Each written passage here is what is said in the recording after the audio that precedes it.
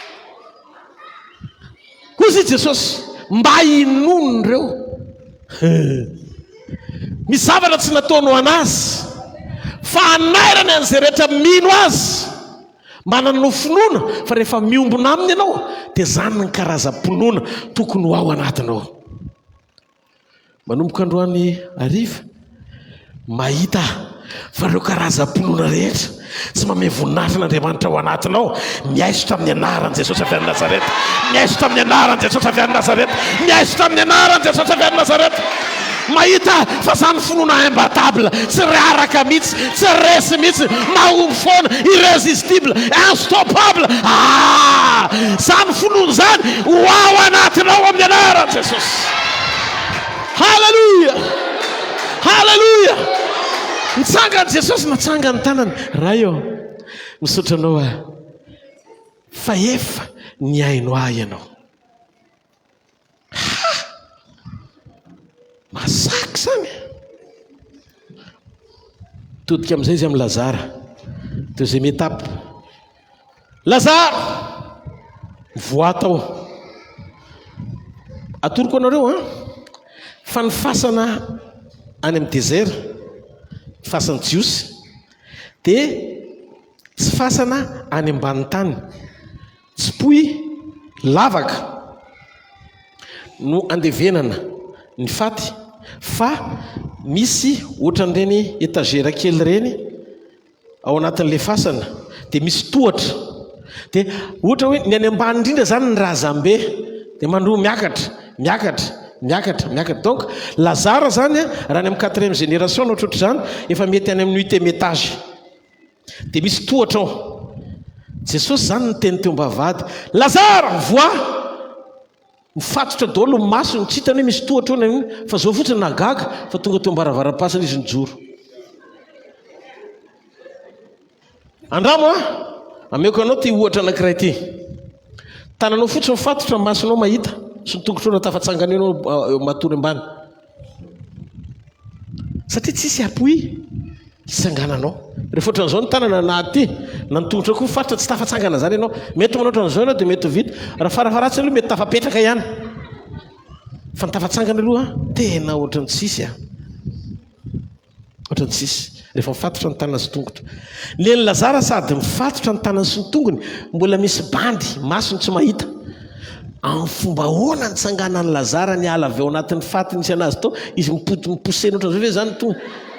Nefany zay zavatra nitenenin'i Jesosy, vao niteny Jesosy hoe mivoa, tonga dia ara-potoana izy nijoro teo avelany teo.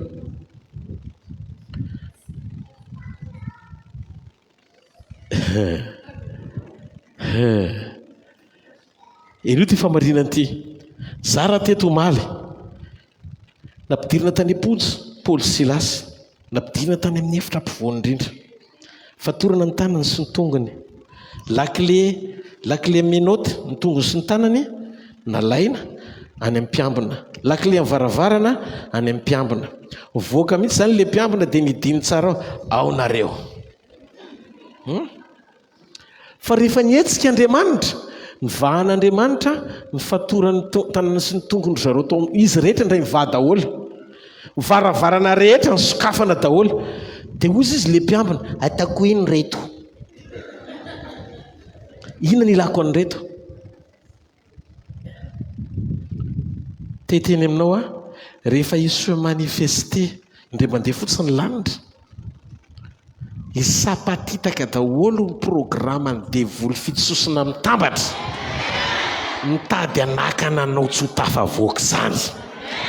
Tsy mampaninona, mety manana lakile izy na fanalahity tia ny azonana amin'ny fiainanao, fa amin'ity ndray mitoraka ity mialatsiny fa raha tsy vitany nanakana ny Lazara tsy ho tafavoaka teny ambavaravara-pasana, fa idinao mandrakizay tsy ho azo ny atao ny anakana amin'ny fananganana anao, tsy ho tanteraka amin'ity dia ndray mitoraka ity. Tsy mahareteka ao an'Andriamanitra, tsy mahareteka ao an'Andriamanitra, tsy mahareteka ao an'Andriamanitra.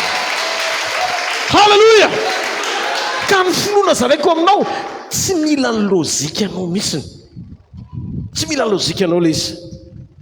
Hitanareo mahatonga ny fiangonana amin'izao lasa tsy tena misitraka tsara le herin'ny finoana ao anaty fiombonana amin'i Jesosy. Inona problème amin'ny fiangonana? be dia be loatra ny pasteur intellect, manampahaizana be daholo le tatapasy, manampahaizana be, nianatra géographie, nianarana daholo. Misy pasteur mana docteur zany tsy miteny hoe kodondrona daholo ny pasteur. Tsy problemako ny pasteur manampahaizana, fa tsy afaka tiany setrasetra n'Andriamanitra naovana zavatra ny olona rehefa be fahalalana loatra. Raha fa ohatra ka nazava momba ny enoka azo dia misy pasteur manoka.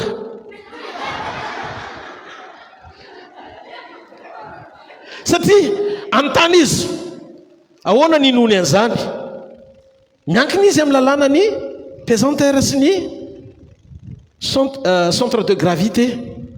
Nanao fizika be loatra izy, lalàna ny zavatra anankiray misy poids rehefa tsepy dia tsy maintsy mianjera amin'ny tany, satria misy ny lalàna ny pesanteur sy ny centre de gravité. Dia aty ao ny sainy, nefa Enoka nanjavona tsy hita, Philippe transporten'Andriamanitra any amin'izay tiany andehanana. Ka le izy le karazam-poloana ao anaty fiombonana, tsy le olona mbola manaiky aina ao ambany lalàna amin'ny feno tany, fa olona manaiky iombona amin'ny lalàna amin'ny feno lanitra. Inona lalàna amin'ny feno lanitra? Ny anananao communion, manamboatra ny toeponao sy ny toe-pananao mba ho mendrika sy mba ho tandrify tsara amin'ile antom-pisiany ilan'Andriamanitra anao, ampety le fitsaharana ao anatinao rehefa miatrika Lazarosy ho atsangana.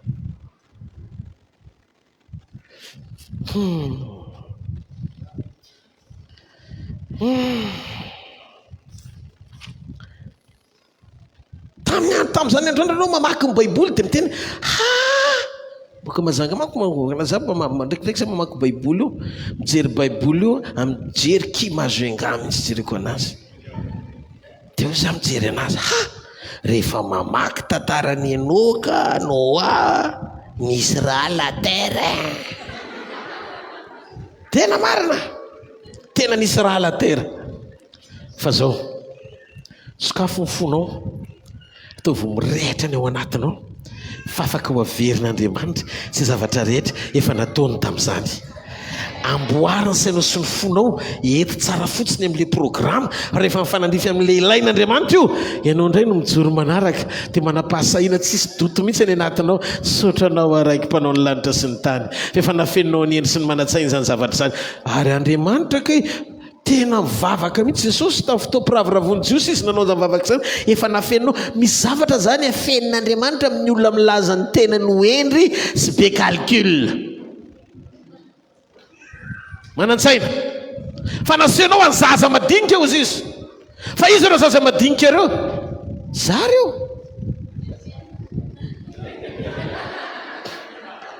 Raha tsy olona manaiky zazazaza saina, tsy afaka anaiky amin'ny fomba tsotra zay zavatra tsy takatry ny saina, asaina mpanaovina azy.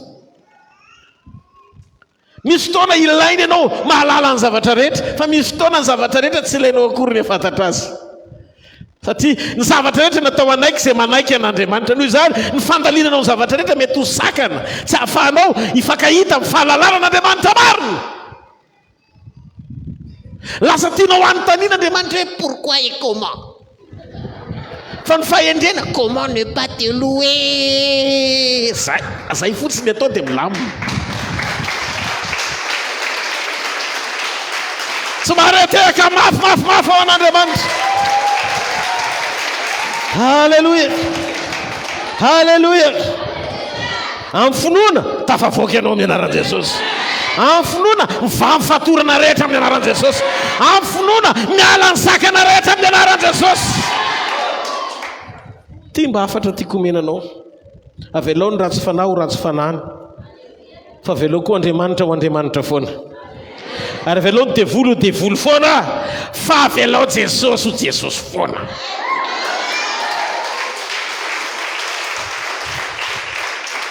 Fa maninona fanandrina tamin'i Jesosy daholo ny andrareziny fanoherana teto an-tany, fa Jesosy nandresy foana teo amin'ny toeranao. Zavatra anankiray ny tadiavin'Andriamanitra, tia no hita ao anatinao hoe matoky ianao. sady fidèle ianao no manana confiance amin'Andriamanitra, sady mahatoky fidèle sy matoky manana confiance an'Andriamanitra tanteraka. Andriamanitra mitady olona matoky tanteraka azy dia afaka nanefaka ny zavatra. Ina ilay fatokiana mametraka ianao Andriamanitra rangatsy mba tsy maharana izany zay nilazainy dia tanterahany. Noho izany nina zavatra mitranga io ny zavatra fantatra dia izao tsy miova izy mandrakizay. Io finoana io tsy misy idirany verset biblika chapitre mihitsy natoky sy andininy. Tsy vavaka fa fandresen-dahatra fotsiny no mametraka an'izay lazain'Andriamanitra ho faratapony fahamarinana. Zany akory tsy midika hoe aza mamaky baiboly. Ilaina ianao mamaky baiboly, matoa misy baiboly misy fototra ainganany dikany. Fa tiako lazaina, afaka ianao anatina communion rehefa tonga toetranao sy fiainanao izay voasoratra sy voarakitra rehetra ao dia hanovan'ny sainao amin'izay. Lasa ohatran'ny olona masasa, ohatran'ny olona mamamo mifanahy moramamo zany ianao. Ny olona manko rehefa moramamo mifanahy miova ny masony. Nareo tsy nahita olomamo? Mahatonga ny olona mamo iray manao ohatran'izao paozin'olona mamo atoroko anareo. Camion semi remorque be reny voaka reo dia mivoaka avy any dia mandrefy lalina dia mpivory dia mandeha. Fa maninona ny regarany miova satria le camion ngeza be iny hitany hoe kely bolitika kely, matoa izy masaka mandeha ny ampovoan'ny arabe. Ka problemanao tsy mamo tsara ara-panahy miatrikady ianao dia manana vision mitovy amin'le olona tsotra miatrika camion. Fa renao mamo tsara ara-panahy dia hitanao dizina mitondra anao any amin'ny fahasoavana izay. Mety dizina be anao fijeriny olona anao tena maninona moa le olona ity. So zavatra manjoana azy mbola jereo ny hafaliana.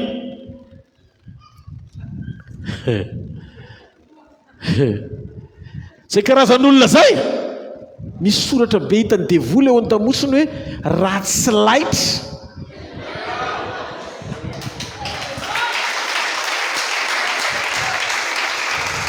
Amen. Satria hiasa Andriamanitra, hiasa izy. An'ilay fomba fiasan'Andriamanitra, vitan'Andriamanitra mitondra anao mandeha mitsangatsangana miaraka aminy ao amin'ny tontolo isetrasetrany ampiasainy ho fandresen-dahatra ho an'ny hafa. Sadraka sy misaka sy Abednego netiny nitsangatsangana tao anaty laforo zareo. Ny olona rehetra miteny zay nanipy eritreretina fa nany ampita le nanipy lasa sarbo, le nanipy lasa sarbo. Fa izy telo lahy tao anatin'ny laforo tsisy naninona na ray ary. Dia inona zavatra mitranga niaraka nitsangatsangana tao izy sy Jesosy.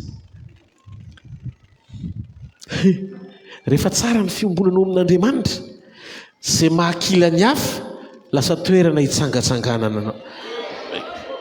Fa inona ny tanjon'i Jesosy? Avy any nefa Nebokadnezara le nanipy may fa Nebokadnezara ny lohany mihitsy nampidiriny teo amin'ilay laforo ohatran'izao nitsokafo ilay laforo dia nahita way fa naninona izy tsy may nefa izy mihitsy nanao sini nanipy. Amin'Andriamanitra tsy ny fialana ho eto ambonin'ny tany hoe kily ianao dia izay no dika hoe tena loza be, na hoe Nebokadnezara tena mpanotaka tsy miendrika tsony mihitsy ny hoe mba tokony hifankahita amin'ny zanak'Andriamanitra ao anaty laforo. Fa tokony io ny kila voalohany satria io mihitsy ny anao soni. Tanao le fitsarany olombelona, zay no tenenako anareo, zay no tenenako anareo. Aza mitsara zavatra tsy tokony ho tsaraina fa ianao raha mbola ho tsaraina. Raha nao zao no tsara tonga dia Nebokadnezara mihitsy ny glininao voalohany. Raha maty Nebokadnezara tsy vita mission firenena. Noho izany hitan'Andriamanitra fa mbola ilaina io ary mifandresen-dahatra tiany Andriamanitra ny jononana io tsy hoe izy maty no ilaina fa izy sabobelona mba ho baboana.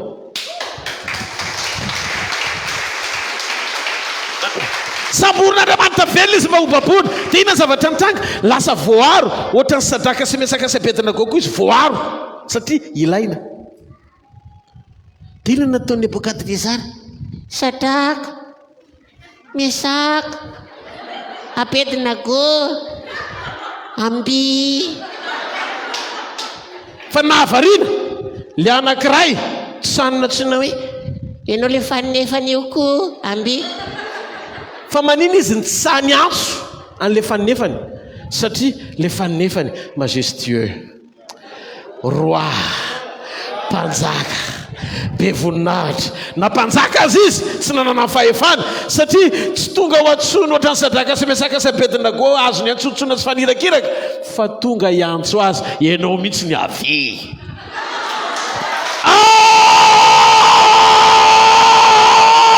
halleluja ozy izy jesosy avy ianao aty tena zavatra nitranga tsangana amin'izay izy satria nandray an'le fanefany tsy nantsony fa niantso azy manomboka androany eto amin'ny fireneko zay rehetrarehetra tsy manompo ny Andriamanitra izy telo lala hitako to anaty laforiny atao kabinet jiaby taninareo tsy vitanao manko hoe salongo tsara tareny tonga dia avy any maramila matanjaka be ny anoko tsy vitanao manao siny amin'izay izy atao anaraka n'Andriamanitra izy telo lahy babon'Andriamanitra ny tanàna rehetra hitanareo dinga ny toe-po sy fijoroana anankiray dia mahavita mandresy lahatra firenena anankiray tsy mila rally na asa fitoriana fa tonga dia manaiky ho azy rehefa tena mijoro ianao ka nisy olona telo tao amin'ilay firenena tena an'Andriamanitra tsy ireo masony akaikinao andany ianao somary mandiny tena kely fotsiny hoe ny asa fanompoana ohatra amin'izay tenena izy mandiny tena kely fotsiny mamiangavy hoe dinio kely fotsiny fanompoana ohatra amin'izay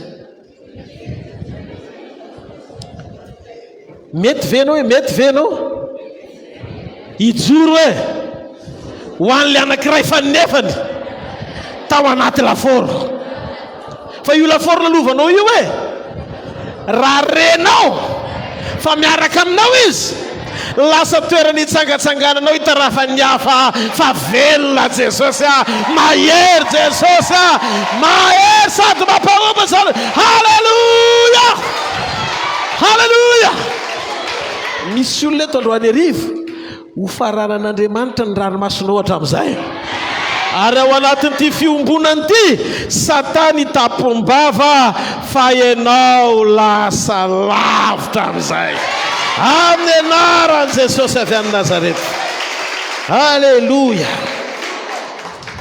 io finoana io tsy misy idirany verset sy chapitre fijoroana ny ilain'io finoana io ianao mila mino fa ho ataon'Andriamanitra tanteraka ny zavatra nyteneniny ary io zavatra io tonga dia teny amin'ny fihetsika ao hita amin'ny fijoroanao hita amin'ny ataonao hoe tena mino zay nilazain'Andriamanitra ianao ary ianao tsy le karazan'ny olona reny aneho famantarana koa za Andriamanitra mba inoko fa tsy zay le finoana lazaiko tsy zay karazana anankiray mbola mila famantarana izay fa rehefa miasa io finoana tonga dia maneho famantarana tsy ianao mangataka famantarana fa ianao mino mba hanehoana famantarana ka ny proof dia vokatry ny finoana fa tsy zay akory ny mahatonga anao ino averiko ny proof avy amin'izany dia vokatry le finoana miasa eo amin'ny fiainanao fa tsy zany akory tsy proof no tonga anao ino an'Andriamanitra tsy mila proof ianao hoe anao tokoa hoe no nitenen'izany Andriamanitra fa rehefa resy lahatra ianao dia hita amin'ny fihetsika ao sy ny fitondran-tenanao hoe tena resy lahatra ianao mora hita le izy rehefa tsara fiombonana amin'i Jesosy ianao fa kipotsiny ety ivelany hoe tena mino raha namana rehefa tsisy kaja mantsy io finoanao io rehefa tsisy calcul dia indray fitahiana tsisy fetra koa ianao illimité koa ny fitahiana omen'Andriamanitra anao ka ny finoana dia tsy handiso fanantenananao zany mandrakizay fa tsy hoe tsy ndraindray ianao no hisitraka ny vokatry ny finoanao fa raha velona foana ny finoanao dia hisitraka ny vokany en permanence ianao mandritra ny androm-piainanao rehetra ety ambonin'ny tany ataovy amen io finoana io tsy na manana fototra lanitra iangana fa tsy eto ambonin'ny tany avy eo tsika ny miaingy maneho an'ilay izy hita maso eto ambonin'ny tany ka zay lazain'Andriamanitra ihany no hitranga hatramin'ny farany amen baiboly mahagaga fa mba namaky ny Hebreo toko fairaika ambin'ny folo ny andininy manontolo eo fa tsy nahita ny Adama tao dia ho faranako ny toriteny tsy hitako tao mihitsy Adama fa maninona raha mba tsy mba teny hoe ny amin'ny Adama fa nanomboka teo amin'ny enoka ny lazaina ry noa ny lazaina zany hoe olona rehetra zany lazainy baiboly daholo hoe olony le finoana fa Adama ny tsy tao fa manina fa maninona ho ary Adama mba tsy nampidirin'Andriamanitra tato fa maninona Adama dia tsy nila finoana aloha tamin'ny namoron'Andriamanitra azy satria tsy nahalala an'izany hoe finoana izany mihitsy Adama tsy voalaza ho isan'ny héros na olona mahery ny finoana ato anatin'ny Hébreu 1:20 tsy mila finoana Adama iainany tsy mila finoana izy anaovana zavatra goavana satria Adama dia niaina naturellement ny surnaturel zany hoe izy niaina zavatra mihoatra noho ny olombelona rehetra teto ambonin'ny tany tamin'Andriamanitra namorona anazy tonga dia niaina zavatra hafa ohatrany hoe olona extraterrestre zany izy raha tonga amin'izao i Adama satria ny fahafenon'ny fahatsaran'Andriamanitra rehetra dia nataony tao amin'ny Adama daholo zay natonga n'Andriamanitra tonga dia niala sasatra vao vita Adama satria le fahafenona ilalaina hitantanana ny Edena amin'ny fomba mahagaga nataony tao amin'ny Adama daholo ao tsika noho izany Adama tsy nila finoana tsy mila mampiasa finoana izy tsy mila nininina izy fa efa nataon'Andriamanitra tanteraka sy feno i Adama ka ny anarana rehetra tamin'ny voary nomeny Adama dia tamin'ny saina matsilo nanomezany azy andao hoe saintsika hoe resaka fotsiny tsika trondro ho an'ny hoe ameny anarana daholo ny trondro voaka avy any requin baleine sa zao mba mahafantatra kelikely madame Tombe capitaine susui dia misy koa manko Adama gasy vatrika misy anarana be dia be zany tsika amin'ny anaran'izy ireo trondro ranomasina fotsiny dia jerena hoe intelligence ohatra ninona ny nananany Adama natonga anazy nanome anarana karazana trondro fotsiny afiry voninkazo eo afiry ary tsisy hoe zavatra miverina indroa ny anaran'ireny hoe misy hoe te goavy dia tsy misy an'le hoe goavy tsy na zany tsisy efa Adama dondrona nanome an'izany anarana zany satria mety anarana hafa mihitsy anaran'izy io fa tsy goavy zany tsony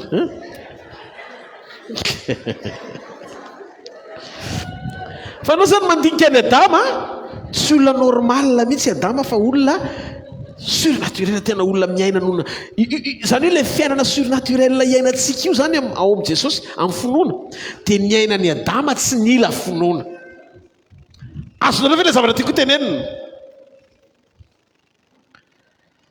fa rehefa manomboka nanota ny olona dia niova ny zavatra rehetra vokatr'izay vao nila finoana ny olona tsy nilaina ny finoana raha tsy nanota ny olona vao nanota ny olona dia nitaranaka Adama rehetra nanomboka tsy maintsy nampiasa finoana amin'izay dia ozy ny baiboly amin'ny finoana no amonjena antsika mandray famonjena amin'ny finoantsika ary miaina amin'ny finoantsika ao anaty famonjena Jona 3:20 toy izao ny tiavan'Andriamanitra n'izao tontolo izao nomeny ny zanany lahy tokana mba tsy ho very zay rehetra mino azy fanana fiainana mandrakizay ka zay rehetra te hiaina famonjena dia mila mino an' Jesosy vo afaka ny aina amin'ny fahagagana zay no mahatonga n'ireny olona hoe lehilahy sy vehivavy mahery ny finoana voalohan'ireny dia tsy Adama fa ny zanaky Adama ary lizy tsy tonga dia ferana hoe satria vao niteraka Adama zany dia zay lahy matoy eo be finoana tsy kaina le izy fa iabeny satria tsy miankina amin'ny taona amin'ny finoana na dia 20 taona azy sika nanompo an'Andriamanitra ka tsy manana révélation marina dia tsy sitraka ny vokatry ny finoana tsara zay avy amin'Andriamanitra satria zao ny zavatra mitranga raha vao manomboka very ny fahamarinana sy ny fampianarana voarainao diso ny direction ny finoanao satria lasa tsy miantehitra amin'Andriamanitra ianao fa mijavatra hafa diso lanitra ianao diso famonjena ianao dia mazava ho azy diso lanitra koa vakio ny Genesis 4 abelana na révélation tampinoana nanaovany an'ilay fanatitra dia jereo fa nakasitran'Andriamanitra izy na io fanatika io azy zany dia manandanja rehefa tanteraka eo amin'ilay finoana mety amin'Andriamanitra ny anaovanao azy ary nifankasana tsy hoe satria nanao zany ianao fa ny finoana ao am-ponao teo ampanaovana an'ilay izy ny zava-dehibe amin'Andriamanitra rehefa mety dia midina fotsiny fankasitrahana mila tsy milalao ny mandrakizay tsika mila tsy mamahazovazy an'izany finoantsika an'Andriamanitra zany tsika zava-dehibe tandremo fa rehefa diso ny teny mety ho diso koa fomba fijerinao na indray anao tsy fantatro fa efa ranofo be le fanompona efa ranofo be satria vitanao mandeha ao anatin'ny fanompona tsy misy taridalana ao anatina ministera anankiray misy natsangan'Andriamanitra hoe dia misy message nomen'Andriamanitra mazava hitanareo zao tsika raha ohatra ka diso ny taridalàn'Andriamanitra dia tena averiko mihitsy moa le izy ato amin'ny tiasa fanompony ity pasterato pasteur Joseph Dafy pasterato pasteur Njivany Cold ato Bodikely ato raha hoe artiste évangélika matanjaka zany nijerena hatramin'ny rijy reny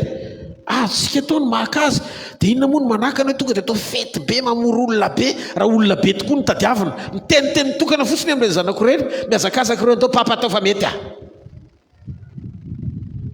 fa miero an'Andriamanitra ako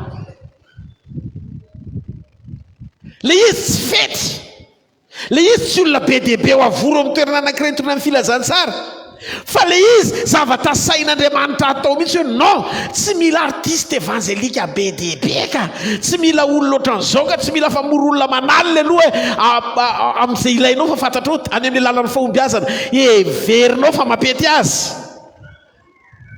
fa inona Jesosy fiombonana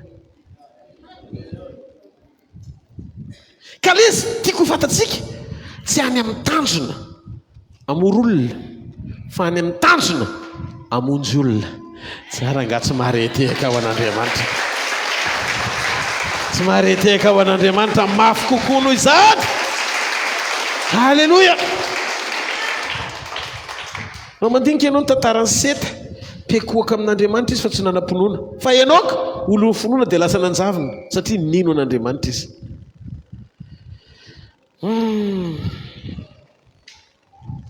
ka finoana mahatonga an'Andriamanitra amaly atsika afahantsika mahita zavatra tsara lavitra ao anatin'ny fiombonantsika azy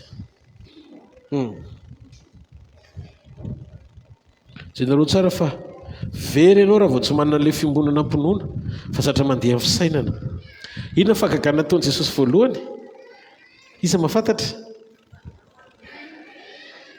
nanovany rano tao amin'ina le izy tao mifampakaram-bady fety dia ino tsara ny raha anao zao manatsaina dia zao ny anatin'ny sainao ranom-boaloboka ny fiazina dia zay lasa jus de raisin dia raha ohatra ka otrika ilay izy dia lasa divay dinganin' Jesosy daholo ireo processus rehetrarehetra ireo ny raisiny ny rano nasainy ny tovozina meneny anaty vera tsara lavitra noho ny ranom-boaloboka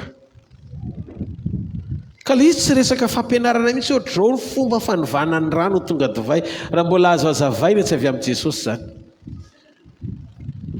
ny en Jesosy mandefa teny fotsiny izy dia miovany zavatra rehetra ary izy rehefa manao zavatra tonga dia ampinoana dia mety ny zavatra rehetra izy nampiombona antsika eto androany arivo ary amin'ny alalan'ity fotoana androany arivo ity tiaka ianao tena hiomana tsara iray tanteraka aminy mitsangano amin'ny toerana misy ianao teneno Andriamanitra androany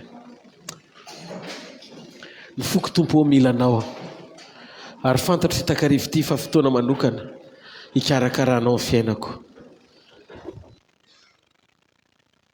fantatro fa hiasa ianao eo amin'ny fiainako androany fantatro fa miaraka amiko eto indray ny voninahitra ao tia ahy Andriamanitra ianao amin'ny fitiavana mandrakizay tsisy arombaka amin'ny tananao mandrakizay fofainy amin'ny lanitra ny tananao dia teneno Andriamanitra zao fotoana izao dia fotoana manokana tena iombonako sy iraisako aminao tanteraka aoka ny foko sy ny fonao hiara hitepitena iray ary ny saiko sy ny sainao iray safidy mandrakizay mba tsy voana amin'ny antom-pisiko Andriamanitra ilana ho any momba rehetra fa ianao ny fahafenona eo amin'ny fiainako ianao ny irika eo amin'ny fiainako ianao ny rehetra eo amin'ny fiainako angatao Andriamanitra Jesosy fafao Andriamanitra zay tontolo tsy mifanaraka amin'ny sitraponao rehetra ka tsy mampahazo aina ny finoko anao mba tonga tena ho votsitra tsara eto amin'ny fanatrehanao hifankahita amin'ny fanatrika amin'ny fahatsaranao ampio Andriamanitra fenoy voninahitra Andriamanitra hoeto ndray androany ao anatin'izao fiombonana izao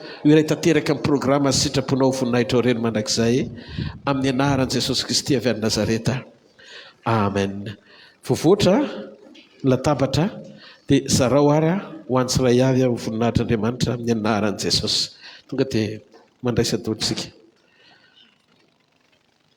Halleluja. Halleluja.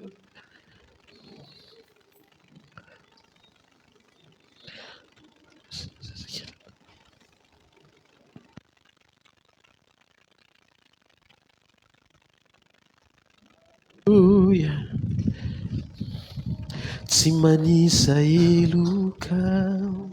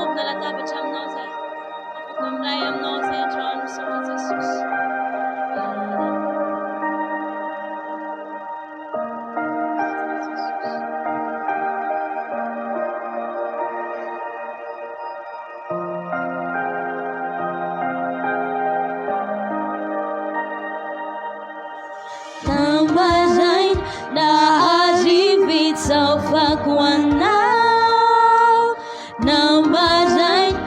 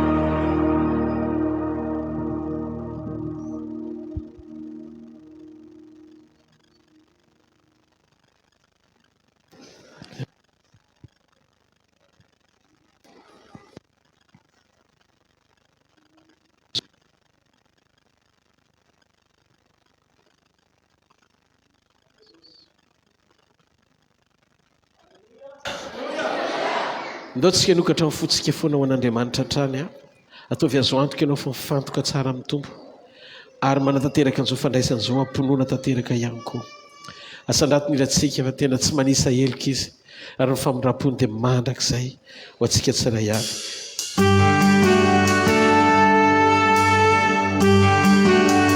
sotra Jesosy mato anay ianao namindra fo taminay ianao miaritra ho anay ianao fandresena ho anay ianao Jesosy rehetra ho anay ianao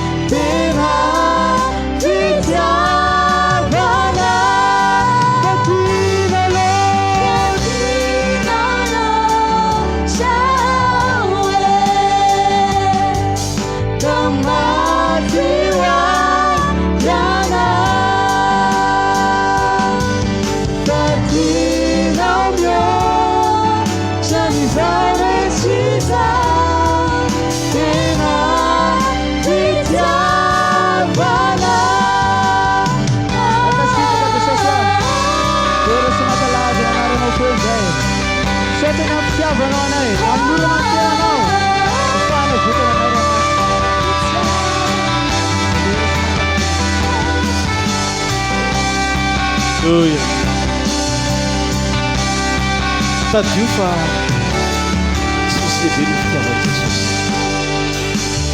tsika io a tsy ohatr'izao raha tsy nisy raha tsy nitiantsika izy sainantsika tao anaty fahalotona izy namindra fotsiny tia tao anaty fahadalàna izy namonjy antsika tamin'ny fotoana izy ary misaina fitoerana ho antsika mandrakizay izy anio ilay nofinidy nafitanianamitra tonga mofo dia ny an-tananao ary izy le fiainana ny vakina ho antsika tamin'ny alina zay ny madiana azy rehefa nandray ny nofo izy dia ny vakina dia izay tia mitenako izay vakina ho anareo Jonathan Francelivana Sorat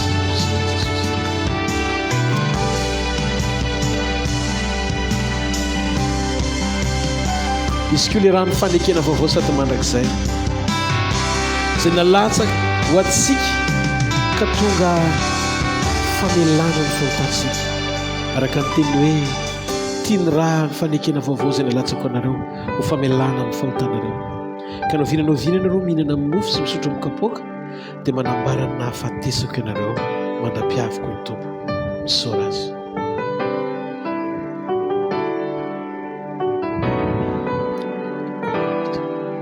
Alléluia. Misaotra Jesosy. Feno ao anatinay mahatsapa fa ianao fitiavana. Manampatsapana izay fa ny rehetra tanterahanao amin'ny fiainanay dia mihoatra lavitra noho izay zavatra niainanay nitondranao anay satria fantatray fa ianao mihevitra anay foana. Ny rahanao nofotrao izay nohaninay ary ndranao izay nysotronay ho fiainanao anatinay akipio masonao dia saitsainy hoe ny tenan'i Jesosy no ao anatinao amin'izao fotoana izao isan'ny olona izay nisitraka ianao ny fahafenony no ny famindram-pony sy ny fitiavany satria nanolo tena sy nanaiky ho faty teo amin'ny toeranao izy raiso ny fahasoavan'Andriamanitra amin'ity takarivo ity mandehana miala eto amin'ity toerana ity miaraka amin'ny fahafenom-pahatsapana fa lehibe izay ao anatinao noho izay zavatra rehetra atrehanao makasitra azy amin'ny fonao manontolo mba hatateraka ny fiankofanao ho mariny eo anatrehany teneny Jesosy androany fa sambatra manana anao o fafany amin'ny lanitra ny tanao dia teneny io sambatra Jesosy io misaotra fa momba afoana ianao mameno afoana ianao mampahery afoana ianao mampijoro afoana ianao ny fiainako ianao ny antom-pisiko ianao ny fahasalamako ianao ny heriko ianao ny fahombiazako ianao ny tompoko ianao ny mpamonjy ny fiainako ianao ny efa rakorato zay ianao la izy atretreko ho mandrakizay raha iso ny voninahitra Jesosy io tera ho anao mandrakizay amin'ny anaran'i Jesosy amen dao tsika ity tanana mafy eo antompo a mahazo ny toerana vetivetsitsika anao fanatitra ho an'Andriamanitra sy ny filazana ihany koa avy amin'ny reo pastera eto antoerana.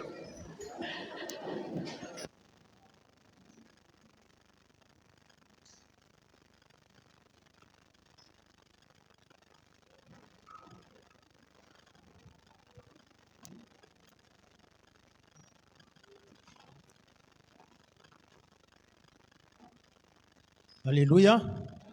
Alléluia.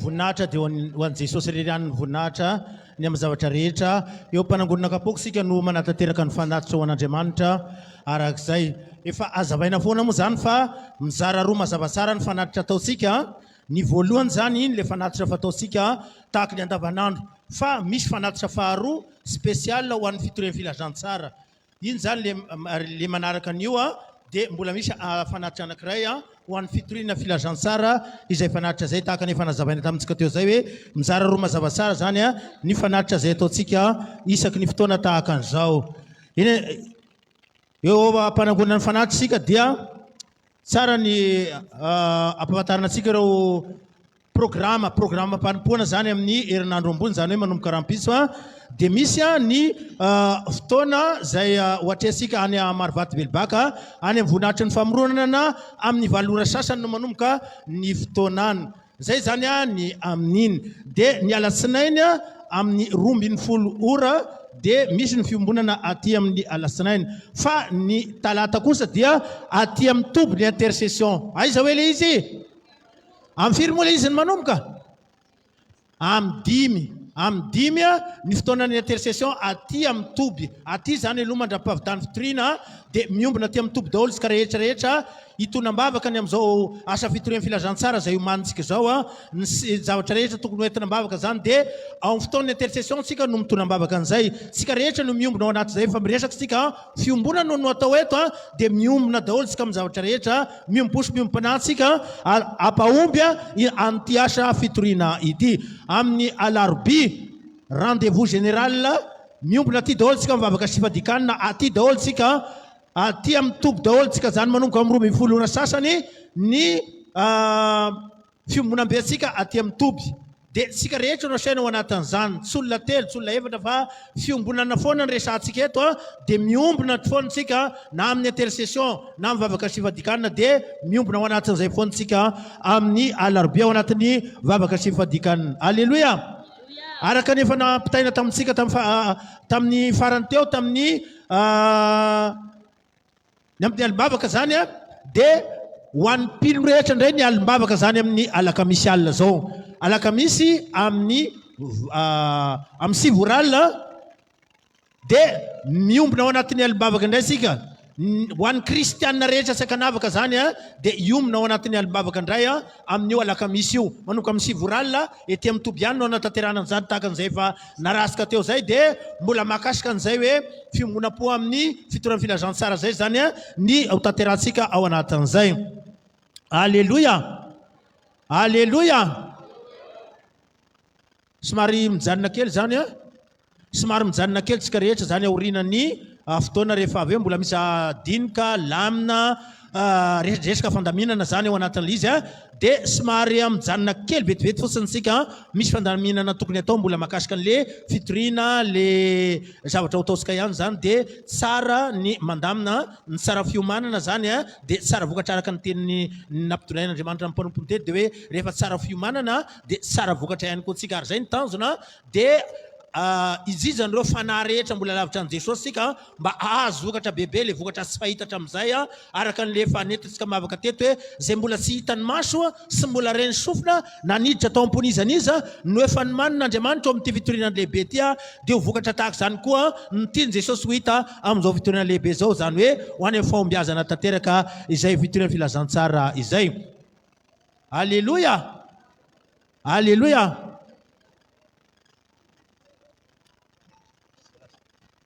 Zay zany amin'iny a mbola mitoy zany ny fiombonatsika amin'ny herinandro ity zany a tahaka an'izay fandresahako teo a mandra-piavin' Jesosy a ny alakamisy zany tsika sisy fotoana eto sisy fotoana tsika amin'ny alakamisy fa tonga dia direct amin'ny alimbavaka zany atsika amin'ny alakamisy zao. Zay zany ny amin'iny a dia tsara tsika nampiomanina amin'izay sao dia hoe indraindray hoe ahoana le fotoana amin'ny alakamisy tsy manana fotoana zany tsika amin'ny alakamisy satria tonga dia miatrika alimbavaka sika ny amin'io. Alleluia.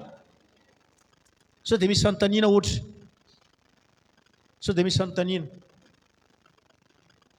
dasika hitonam-bavaka ho an'izay anina zay zany a hitonam-bavaka sika ny amin'ny fitoriana zany hoe tsika mbavaka eto anatrehan'Andriamanitra hiara-hitsangana tsika ao anatrehan'Andriamanitra zay nasain'i Jesosy nitononona mahakasika n'ity fitoriana filazantsara ny amin'ny fiombonana rehetra zay ho tanterahantsika amin'ny telopolo raika amin'ny telopolo ny volana oktobra ary ny volan'ny volana novambra. Misy fiomanana be dehibe tanterahana ao anatin'izany, misy olona be dehibe ho ampiasain'Andriamanitra ao anatin'izany, ny fiombonan'ireo kristianina ireo, ny fanomanana rehetra na tsika eto toerana na ny avy any amin'ny toeran-kafa misy olona be dehibe fanerasireo ao anatin'izany rehetra zany. Io mipomba tena hoe anana zay fiombonam-po sy fiombonam-panahy zay sika kristianina rehetra tsisy fanavakavaka zay hoe ria arahina fa tahaka nyty any firity tahaka an'io nahitan'i Jesosy tsika zany rehefa tonga io fotoana io. Olona anankiray ihany miara-miombona ao anatin'ny tanjona anankiray dia ao anatin'ny tanjon'ny famonjam-panahy zay ny tiany Jesosy ho hita ao anatin'izany. Zay napetraka Jesosy ao am-ponao sy ao am-bavanao tenenao amin'ny Jesosy inona ny tiana hoentina mbavaka ao anatin'ny fitoriana filazantsara. Asa anatin'ny tanao kavanana dosika ray vavaka eo anatrehan'Andriamanitra makasika an'izay rehetra zay. Ray masina sary rindra zay ny an-danitra amin'ny anaran'i Jesosy ndretsay Jesosy miomposy miompanahy eto anatrehanao toeram-bavaka ny amin'ny fitoriana filazantsara. Tsy mora zany Jesosy satria ady amin'ny Satana zany. Tsy mora zany Jesosy fa fizapanahy zany. Andravany olona anao déclaration de guerre amin'ny Satana, andravany olona eny ampelantanan'ny Satana. Maro ny olona zay mbola voafatotra amin'izao fotoana izao eto an-tampon-tanàna ny Mahajanga, voafatotra ranofo, voafatotra ra-panahy ihany koa amin'ireo toetra fitondran-tena tsy mendrika, amin'ireo zavatra be dehibe zay mbola manandevo ny fanompoasambo zay misy eto an-tampon-tanàna ny Mahajanga. Jesosy eo fantatrao zany, hitanao zany Jesosy eo. Ka manomboka izao Jesosy ninona zavatra natao hoe fiomanana rehetra na ampo na ampanahy amin'ny lafiny rehetra dia engane Jesosy eo mba tena hoe ho tanteraka avokoa koa zany tsisy sakasakana, tsisy faneligelena, tsisy blocage, tsisy fahasarotana, fa andeha zotra soamantsara zany rehetra zany. Ilamina soamantsara ny zavatra rehetra Jesosy ô. Anina fahavononana daholo ny tsirairay avy Jesosy mba hatafitan'izay tanjony iraisana izay. Petraka eo an-tananao zany rehetra zany Jesosy satria tsy vitanesa mirery zany araka ny tenao hoe tsy amikerina patanjany zany fa ny fanahinao dia irina indrindra anampy anay eo amin'ny taridalana, amin'ny tolo-tsaina, amin'ny tolo-pahendrena rehetra hoentina manao an'izany, entina manatanteraka an'izany. Tsy mahalala ninonino zahay fa ianao Jesosy Kristy avy any Nazareta, ianao ny ilainay anampy anay, anoana anay amin'ny lafiny rehetrarehetra amin'ny anaran'i Jesosy Kristy velona manakera avy any Nazareta. Reo mpanomponao zay ampiasainao kosa Jesosy, ao reo pasteur sa be dehibe zay iombona ao anatin'izany rehetra zany, ianao ny ampiasa azy mihoatra zay efa nahitana azy hatramin'izay. Reo mpanomponao tsirairay, ao ny ray aman-dreny pasteur Rodolphe sy reo pasteur rehetra eto an-toerana maro dia maro izy ireo Jesosy eo, fa ho ampiasainao izy ireo, ho ampiasainao izy ireo vava ray, saina ray, hitory ny filazantsara andeha hitory amin'ity mahajanga ity ary amerina ny mahajanga ho eo aminao Jesosy. Voninahitra dia hoanao rerano Jesosy eo. Alleluia, amen. Teka masika ao an Jesosy.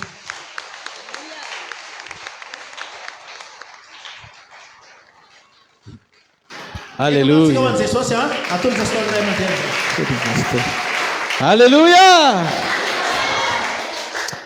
Ndao aloha tiaka mafy be koa amin'ny paster Tata fa tena mafana mihitsy izy an'Andriamanitra. Izy aloha mahatsiaro tena voatany fisian'ny paster Tata amin'ny radio ao. Asy tiaka mafy an'Andriamanitra. Amen. Alleluia. Tsara Jesosy. Mafantatrareo fa ny zavatra rehetra dia zarazaraina samihafa amin'ny mpanompon'Andriamanitra tsirairay. Aza mitsotra aminareo fa mety hoe izay mba pahany kely amin'ny fisehon'Andriamanitra ny hitanareo amin'izay fampiasany anahako. Fa reo pastera be dehibe ho avy ireo, maro be koa ny ampiasain'Andriamanitra amin'ireo mpanompon'ireo. Ary za mino fa ny fiombonantsika rehetrarehetra miaraka mientana ho an'ny fanjakan'Andriamanitra amin'ny tendreny tirako ity dia tsisy hoe anaram-piangonana ho ankalazaina, tsisy hoe olona isongadina manokana. Jesosy rery no hita eo ary voninahiny tranga amin'izany fotoana izany ary ataovy azo antoka amin'ny fiombonam-potsika rehetra. Amen. Alleluia. Io anay rehefa tonga eny amin'ny raha manolanitra tsisy mitondra pankarta hoe reto ny HVKL, na ireto ny Assemblée de Dieu, na ireto ny anana, ho raha ihany izy rehetra. Dia mahafinaritra an'i Jesosy le firaisany io, tsy hoe fiombonana hoe asiko kobay kely ety sady ao zany misy jirika, tsy izay le izy.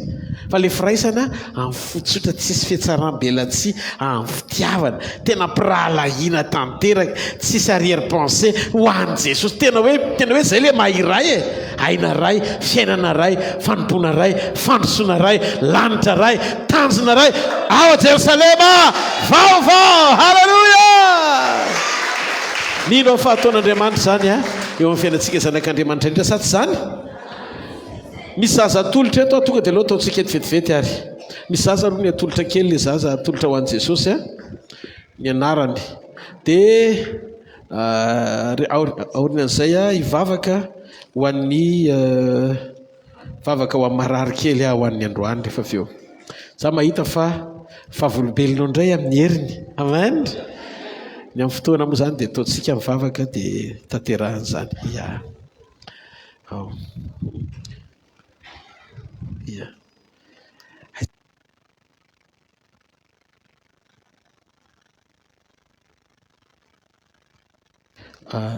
Tsofirano izy, tsofirano izy aloha dia hitsotrano anazy. Rajona Estera Abigail Anaya Francis. Wow. Tawari tununi anarany dia tsofirano izy ho tsofokirano izy.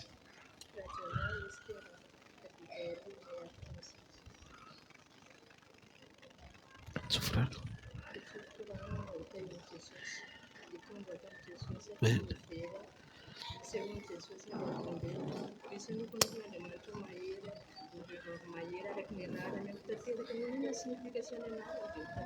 Amen. Amen. Hallelujah.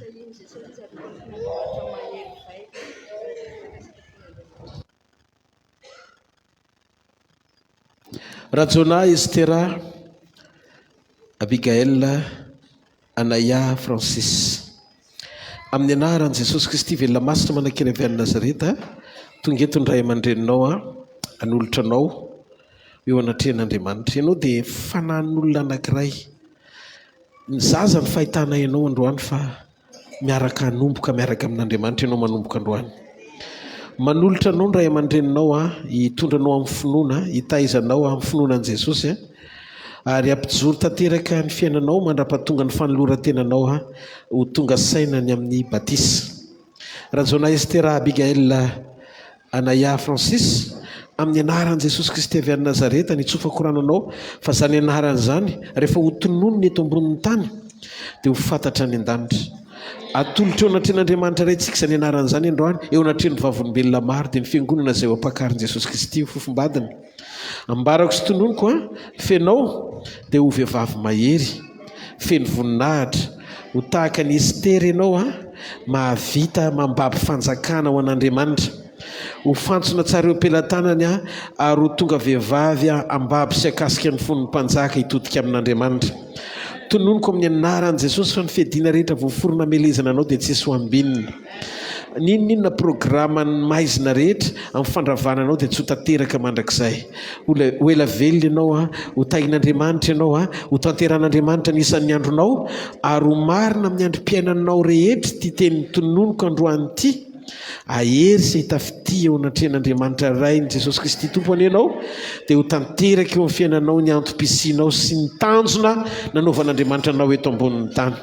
Ho fenon'Andriamanitra ny fiadanana ny andronao ary hita ny fiadanan'i Jerosalema ny ianao. Ambarako sy tononiko amin'ny anaran'i Jesosy fa ny anarana hoe Rajona Estera Abigail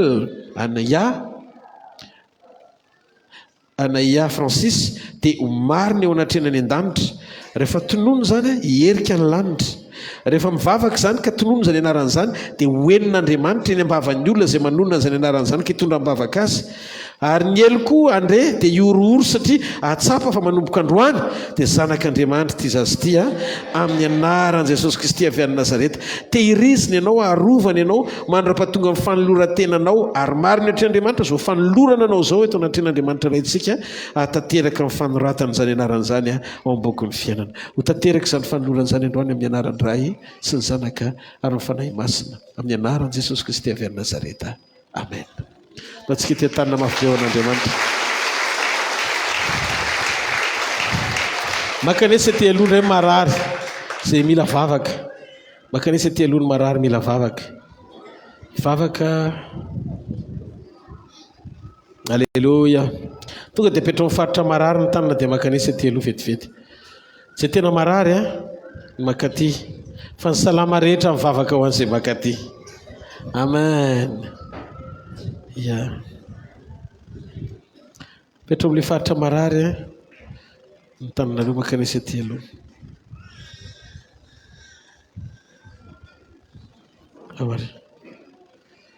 Andriamanitra raiko amin'ny anaran'i Jesosy mivavaka ho andreto zanakao reto androany Andriamanitra. Ataovy tonga ho isan'ny tananao Andriamanitra ny tanako. Fantsona fotsiny asoa fitaovana eo am-pelantananao androany fa iseho voninahitra ao. Dia oka isy fanasitranana androany Andriamanitra ho amin'ny fo maratra, ho amin'ny fahaseporana, na reti-tratra zany na retin-doha na maso izay ny anatin'ny tenana tsiray avy ihany ka mila fanasitranana androany. Dia oka ikorina eto ny osotry ny fanasitrananao. Eoka ikorina eto ny diakapoka izay niretanao tonga fanafahana ho an'izay mino anao androany. Mbarako sy tononoko zany amin'ny anaran'i Jesosy Kristy avy any Nazareta. Raiso ny fanasitrananao amin'ny anaran'i Jesosy. Mifalia dia miravoa ianao fa hiasa ny fiainanao Andriamanitra. Raha nanoty ianao dia voavela ny eloko ao. Tsondroko amin'ny anaran'i Jesosy ary tononoko amin'ny fahasoavana fa tanteraka amin'ny fanasitrananao amin'ny anaran'i Jesosy Kristy avy any Nazareta. Raiso ny fanasitrananao amin'ny anarana maherin'i Jesosy. Dia oko sitrana ianao zao oko afaka ianao zao amin'ny anaran'i Jesosy Kristy avy any Nazareta. Raiso ny fanasitrananao amin'ny anaran'i Jesosy Kristy avy any Nazareta. Manomboka androany mety ny zavatra rehetra, tanteraka ny zavatra rehetra, iseho ny fiainanao voninahitra Andriamanitra. Raiso ny fanasitranana amin'ny anaran'i Jesosy Kristy velona masina manakely avy any Nazareta. Oko afaka ianao zao amin'ny anaran'i Jesosy Kristy avy any Nazareta. Raiso ny fanasitranana feno amin'ny anaran'i Jesosy Kristy avy any Nazareta. Oko sitrana sy afaka ianao zao amin'ny anaran'i Jesosy. Amen. Ndao tsika ty tanana mafy be ao an'Andriamanitra. Alleloia. Atsangano ny tanan'izay mino fa efa niasa sady Andriamanitra. Ndana mivenany amin'ny toerana misy anareo fa efa miasa Andriamanitra. Mino efa nanao zavatra Andriamanitra. Sady zany e. Ndao ry tia tanana mafy be ho an'ny tompontsika. Misangano amin'ny toerana misy anao dia andaontsika hisaotra an' Jesosy ny amin'ny fotoana androany. Firy mifaly fa teto Andriamanitra, niasa teto Andriamanitra, niombona tamin'Andriamanitra, olona vaovao miala eto. Mbola misy mo fivoriana rehefa avy eo zany a. Apetrakantsika am-pelantan'Andriamanitra ny fitizan'ny Lisy fa misaora alohan'Andriamanitra amin'ny fonao rehetra. Saora Jesosy ny amin'ny zavatra rehetra, makasitraka, tena makasitraka. Raiso ny voninahitra, amin'ny fanasitranana, amin'ny fanatrehana, amin'ny fanafahana, amin'ny fampijoroana, amin'ny fampaherezana, amin'ny fiarovana Jesosy, amin'ny fitehirizana Jesosy. Saotra Jesosy a, ianao le miasa tsy misy masakana, tsisy arombaka na menakavy reto amin'ny tananao zany mandrakizay. Zay efa nanao fanekena fa hiaraka aminao zahay, ho anao zay mandrakizay. Saotra satria efa manomboka tanteraka sady ny fanekenao, ary tsy azo ajanona amin'ny vavolombelona tokony ho anay, satria ianao efa miasa mahery eo amin'ny fiainanay. Voninahitra ny eo anao rery mandrakizay, amin'ny anara mahery Jesosy Kristy velona masina manakely avy any Nazareta. Amen. Raisy nitsodrano zay tononoko amin'ny anaran'i Jesosy. Hitanareo ane Jehovah ka hiaro anareo. Ampamirapiratra ny tavany aminareo ane Jehovah ka mindra fo aminareo. Anandratra ny tavany aminareo ane Jehovah ka menareo fiadanany. Mandana amin'izao herinao zao fa ny tompo ombanao. Mandana amin'izao herinao zao fa ny tompo hiaro anao. Mandana amin'izao herinao zao fa Andriamanitra nome fifalinanao. Mahita mifanareradraraka rehetra hosoloan'Andriamanitra hery be mihitsy. Mahita mifanameloa tena noho ny famindram-pon'Andriamanitra, lasa mijoro ao anaty fifaliana sy olo-mafaka ianao. Niza voafatotra rehetra, valo fatorana rehetra. Ninona fanafahana ilainao raiso amin'ny anaran'i Jesosy. Tononoko ny fiadanam-po, fifaliana, fitsaharana ho anao sy ny ankonanao amin'ny anaran'i Jesosy Kristy avy any Nazareta. Manonona sy manambara ny fitahian'Andriamanitra feno eo amin'ny fiainanisatokantrano amin'ny anaran'i Jesosy. Mandana fa lay tsy miova ho omaly Seigneur mandrakizay eo amin'ny fiainanao hatrany. Le karazam-pinoana ao anaty fiombonana, wow, manomboka hitaka ao anatinao amin'izay. Manomboka hitaka ao anatinao amin'izay. Dia mandehana amin'ny fiadanan'ny tompo fa fahasoavan'Andriamanitra no matoy izao fa ny fahasoavan'Andriamanitra no matoy izao anareo. Amen. Zareo amin'ny olona roa sy telo manodidina kely fa fahasoavan'Andriamanitra no matoy izao fa ny fahasoavan'Andriamanitra no matoy izao anareo. Amen. Mazotenana vetivety ary tompo.